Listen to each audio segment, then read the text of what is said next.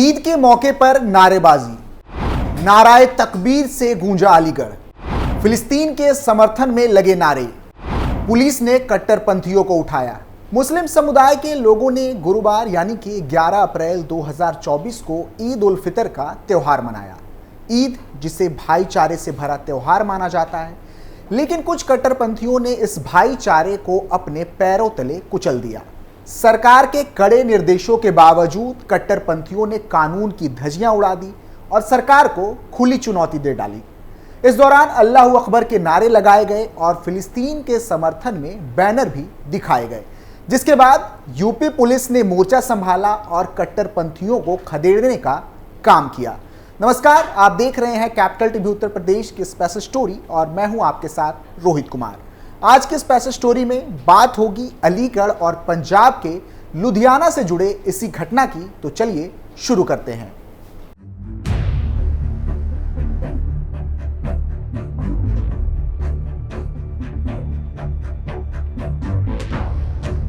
सबसे पहले बात करते हैं अलीगढ़ की, जहां ईद के मौके पर सरकार के फरमानों की धज्जियां उड़ाई गई। बता दें कि यूपी में ईद के मौके पर सार्वजनिक जगहों पर नमाज की इजाजत नहीं थी, बावजूद इसके ईद की नमाज सड़कों पर पढ़ी गई। इतना ही नहीं, इस दौरान अल्लाहू अकबर के नारे भी लगाए गए और सरकार को खुली चुनौती दी गई। हालांकि इसकी जानकारी जब पुलिस को हुई तो प्रशासन ने कड़े तेवर दिखाते हुए कुछ लोगों को मौके से उठा लिया। बता दें कि इस दौरान उत्तर प्रदेश के अलीगढ़ और पंजाब के लुधियाना जैसी कुछ जगहों पर नमाज के बाद फिलिस्तीन के समर्थन में नारे लगे और पोस्टर भी लहराए गए।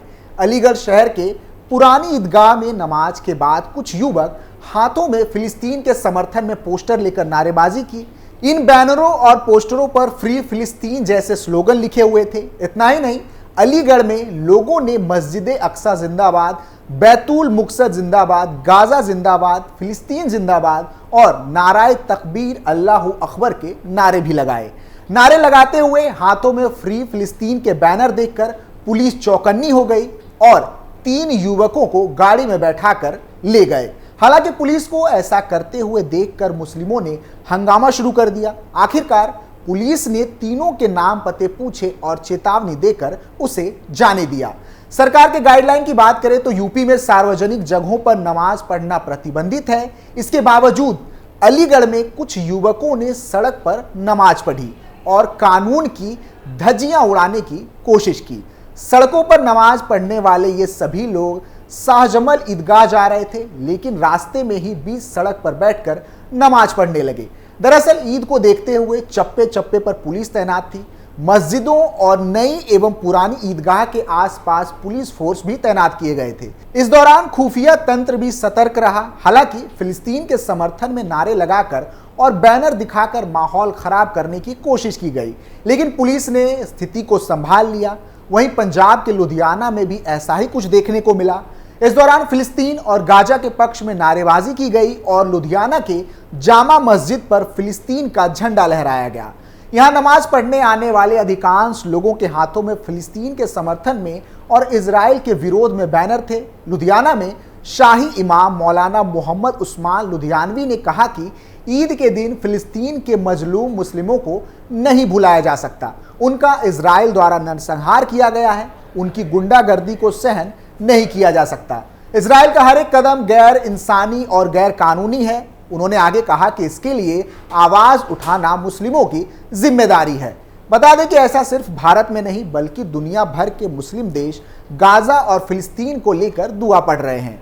फिलिस्तीन और गाजा के मुस्लिमों की सलामती की दुआ मांग रहे हैं। बताते चले कि पिछले साल अक्टूबर में फिलिस्तीन के आतंकी संगठन हमास ने इजराइल पर अचानक हमला करके 250 लोगों को मौत के घाट उतार दिया था। इसके बाद इजराइल ने गाजा पर जबरदस्त कार्रवाई की थी। बता दें कि सिर्फ आम मुस्लिम कट्टरपंथी ही नहीं, कुछ राजनेताओं ने भी ईद के मौके पर माहौल बिगाड़ने का काम किया था।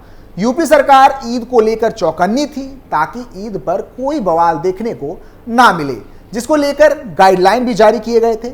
लेकिन कुछ लोगों ने अशांति फैलाने का ठीकरा अपने सर पर ले रखा है। हालांकि कुछ मुस्लिम समुदाय के लीडरों ने इस फैसले का खुलकर स्वागत भी किया था, लेकिन बीएसपी नेता को यह बात पसंद नहीं आई और बीएसपी प्रत्याशी सैफी ने धमकी भरे लहजे में कह दिया कि नमाज हम वहीं पढ़ेंगे जहां हमारा मन होगा। हम किसी से नहीं डरते। लोकसभा चुनाव में अब बेहद कम दिन बचे हैं। ऐसे में प्रचार प्रसार का दौर तेज हो गया है। प्रचार के साथ साथ प्रत्याशियों के बयानों का दौर भी जारी है। इसी बीच बीएसपी प्रत्याशी ने एक ऐसा बयान दिया जिससे सियासी गलियारों में हलचल तेज हो गई। बीएसपी प्रत्याशी इरफान सैफी ने ईद की नमाज को लेकर एक भड़काऊ बयान दिया था। यह बयान तब सामने आया है जब योगी सरकार ने ईद की नमाज को लेकर कुछ जरूरी गाइडलाइंस जारी किए थे। इसके बाद बीएसपी प्रत्याशी इरफान सैफी का एक भड़काऊ बयान सोशल मीडिया पर वायरल होने लगा। सड़क पर नमाज की पाबंदी को लेकर जारी की गई गाइडलाइन पर इरफान सैफी ने सवाल खड़े किए थे। स्थानीय ईदगाह कमेटी ने नमाजियों की भीड़ को देखते हुए ईद की नमाज 2 शिफ्ट में अदा करने का निर्णय लिया था। मंगलवार को चांद का दीदार नहीं होने के बाद बृहस्पतिवार को पूरे देश में ईद मनाई गई। बुधवार को माह रमजान का आखिरी रोजा रखा गया था। वहीं सड़कों पर नमाज ना हो, इसके लिए पहली बार ईदगाह में ईद की नमाज 2 बार अदा की जाएगी, ऐसी घोषणा की गई थी। बता दें कि सरकार ने ईद को लेकर नई गाइडलाइन जारी की थी। इसमें कहा गया था कि इस बार सड़कों पर नमाज ना अदा की जाए। मुरादाबाद में इस बार ईदगाह में 2 बार नमाज अदा की गई। इसके लिए समय जारी कर दिया गया था। ईद पर सुरक्षा व्यवस्था कड़ी की गई थी, लेकिन सरकार की गाइडलाइन को लेकर बीएसपी कैंडिडेट भड़के हुए थे। बीएसपी प्रत्याशी का कहना था कि सरकार को इसके लिए पहले से इंतजाम करना चाहिए था। उन्होंने कहा कि हम अल्लाह के मानने वाले हैं, हम कभी नहीं डरते, हम वही नमाज पढ़ेंगे जहां हमारा मन होगा। सैफी ने आगे कहा कि हम कुछ नया नहीं कर रहे। 1947 से लेकर 2024 तक वही पर सब मिलकर नमाज पढ़ते आए हैं। ये एक प्रथा है, सरकार को इसका इंतजाम करना चाहिए। हम किसी के रास्तों को जाम नहीं करने जा रहे हैं, ना ही कोई नई प्रथा बनाने जा रहे हैं। उन्होंने आगे कहा कि सरकार ये चाहती है कि हमारी पहचान को खत्म कर दिया जाए। बता दें, सरकार की गाइडलाइन का हवाला देकर नायाब शहर इमाम ने ईदगाह में सुबह 8 बजे और 9 बजे यानी कि 2 बार नमाज का समय तय किया था। सालों से ईद की नमाज ईदगाह के मैदान में अदा की जाती रही है। जिला प्रशासन की ओर से सरकार की गाइडलाइन का हवाला देते हुए इस बार ईदगाह मैदान में 2 बार नमाज अदा करने की व्यवस्था की गई थी। सैफी ने आगे कहा कि यह सौतेला व्यवहार हमारे साथ क्यों किया गया। पहले हमारे स्टॉलर हाउस बंद कर दिए गए। 2012 में नई गाइडलाइन आई थी, आप स्टॉलर हाउस बंद नहीं कर सकते, लेकिन बीजेपी की पूरी राजनीति स्टॉलर हाउस पर टिकी है। ये मुस्लिमों का त्यौहार है, ऐसे में आप किसी का खाना बंद नहीं कर सकते। बता दें कि इरफान सैफी मुरादाबाद से बीएसपी प्रत्याशी हैं। बसपा ने मुरादाबाद लोकसभा सीट से इरफान सैफी को प्रत्याशी घोषित किया है। यह घोषणा पाक बड़ा स्थित बसपा मंडल कार्यालय पर आयोजित बैठक में की गई थी। बैठक में मौजूद बसपा के पश्चिम उत्तर प्रदेश एवं उत्तराखंड के प्रभारी शमसुद्दीन रायनी और नगीना के सांसद गिरीश चंद्र ने इरफान सैफी को मुरादाबाद सीट का उम्मीदवार घोषित किया था। इतना ही नहीं, उत्तर प्रदेश के मेरठ में सड़क पर नमाज पढ़ने को लेकर पुलिस के साथ विवाद की खबरें भी सामने आई। ईद उल फितर पर मेरठ की शाही ईदगाह सहित शहर की तमाम मस्जिदों में ईद की नमाज अदा की गई। इस दौरान सुरक्षा के कड़े इंतजाम रहे। शाही ईदगाह में सड़क पर नमाज पढ़ने से रोकने पर नमाजियों और पुलिस के बीच नोकझोंक हुई।